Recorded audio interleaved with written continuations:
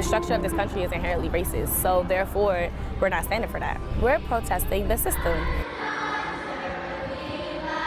I would totally join that movement or something, but I feel like there are people who'd say it's not your place to speak about it. A lot of people, like to dance around the issue when we have innocent people dying at the hands of police.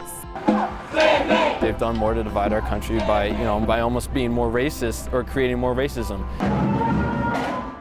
In these black and brown communities, these are the areas that really need $15 the most. The minimum wage is not asking too much. It is saying we just need enough money to survive. And I don't see how that's too much to ask.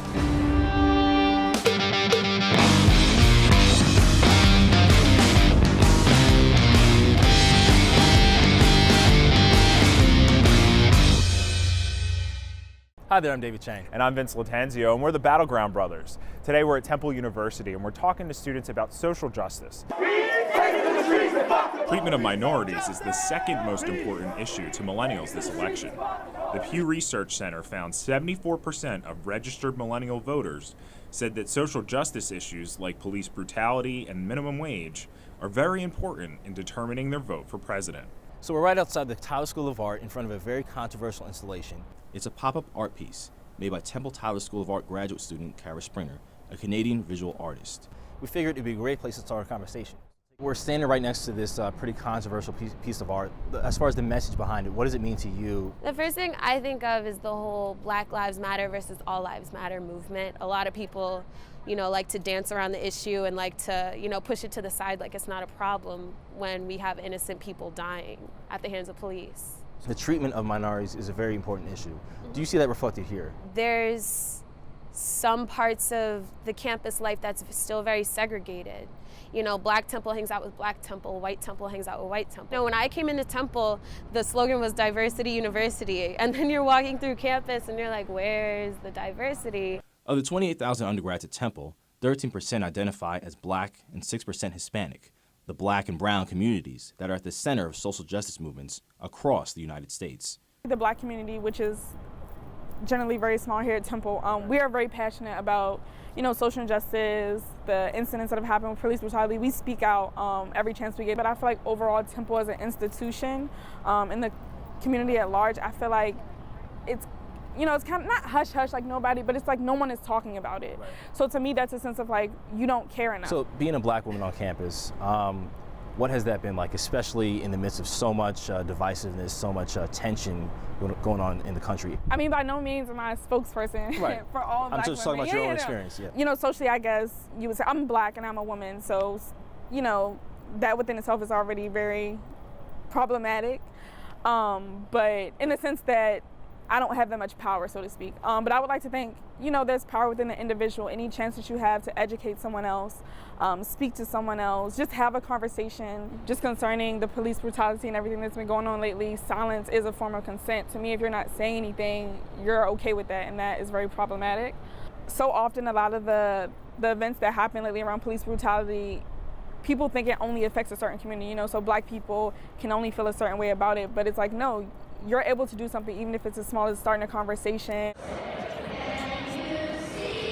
Temple's Black Student Union has been making more overt efforts to start conversations. The BSU staged a protest over police brutality at Temple's homecoming football game, sitting down as the national anthem was performed. Ashley Gentry is the group's president. That song is inherently racist. The structure of this country is inherently racist, so therefore, we're not standing for that. What was the reaction like when you guys did it? At first, before when we came out with our statement and before we actually sat down, nothing but positive feedback. After we did it and we posted the video, and then you all posted the video, nothing but negative feedback. From students or from other people? It was like mostly older white people. Craziest comments you saw? Go back to Africa and swing from trees. I hear the weather's nice in Somalia. They would think we should get our financial aid taken away from us since we don't want to stand for the flag. Like a few students maybe had like negative comments, like what's this really going to do? I would leave that organization. Discussing these topics is difficult, and some students don't feel it's their place to open up. I would totally join that movement or something, but I feel like there are people who'd say it's not your place to speak about it. So I think it's a little bit confusing. Why do you feel that way? Well, I feel like I've experienced it a little bit. I understand what he's saying and stuff.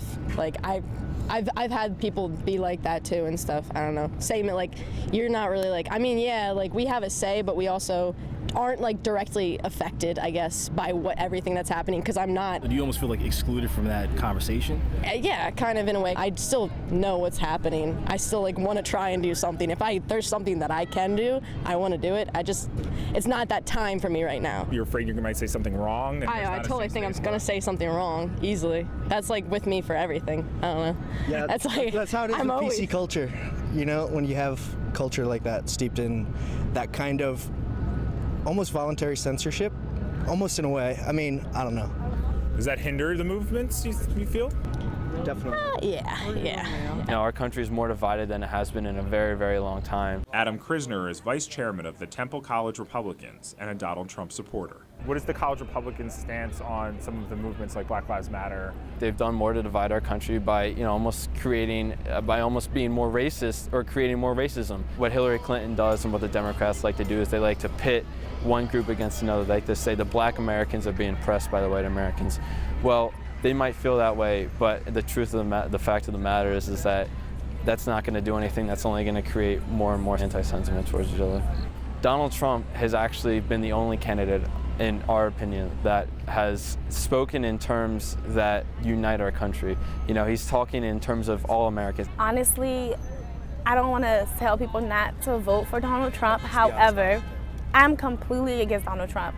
Stop and frisk is a very unconstitutional thing, and it obviously racially profiles African Americans, but that's what he's advocating for. I cannot fathom his presidency. Hillary Clinton, I don't know. I just feel like I don't know what we're gonna do, to be honest. I don't know who we're gonna vote for. What do we want? 15! When do we want it? Now! A different group of students is hoping Temple can lead the way in prompting change for another hotly debated social issue, the minimum wage. Philip Gregory is with 15 Now, a student group pushing to make the minimum wage $15 for everyone who works at Temple, student workers, food service, security, and more. We believe that if we can get that and achieve that goal here at Temple, we can influence the city and then at large the state to raise the minimum wage for all workers across the board. How important in the level between, let's say, relations with police and the shooting of Black and Latino men, where does income inequality fit into that? Oh, they're all on the same level because they're all interconnected. They all affect each other. Because the stereotypes which are created and then propagated because of the income inequality in these Black and brown neighborhoods, these are the areas that really need $15 the most. The minimum wage is not asking too much. It is saying we just need enough money to survive. And I don't see how that's too much to ask. Do you feel like either of the candidates has a plan that will help raise that minimum wage up to that $15? Well, we know one certainly doesn't. And I feel as though there's no necessity in talking about him. Looking at Hillary Clinton, who actually does now support a $15 minimum wage, while it is nice to see a candidate up there with that, with the $15 on her platform, it is uncomforting because we don't know what she's going to do. We don't know how much she's actually going to work for it. Clinton has flip-flopped on issues like marriage equality and race in America, from saying that Black people were super predators. We see that she's not consistent. And in that inconsistency, there's mistrust. What does this mean for the election? Again, many young people are unsure of who to vote for on Election Day, with a number of Democrats missing Bernie Sanders. Jordan Laslett is on the executive board of the Temple College Democrats. Millennials are notoriously stubborn. Honestly, I think it's a great quality. We know the issues we want, whether they're single issues, whether there's a multitude of issues. Millennial voters aren't just going to give away, a vote because someone said so. Are you worried about turnout right now, just based on what you've seen? I'm not worried about turnout. I'm worried about protest voting. Pretty much voting for a third-party candidate out of spite of the two candidates, and that could not be a worse idea because this election is going to determine Supreme Court justices. I'm really trying to convince people, listen, you don't have to like Secretary Clinton, but at least understand what her platform is, understand what she backs. Millennials, we do a really good job of talking, on social media. We are very opinionated, and that which I love, And so if that could just translate into actual action, that would be amazing. I think so often, people are just oh, my vote doesn't matter. I'm one person. Your vote does matter. So I don't know. I think millennials, hopefully, we can put some action behind all of our talk. So what did we learn? The social justice movement is loud at Temple, but not all students feel they can take part in the conversation. Next time, we're talking about climate change at Widener University and here at Temple. For NBC10.com, I'm David Chang. And I'm Vince Lattanzio.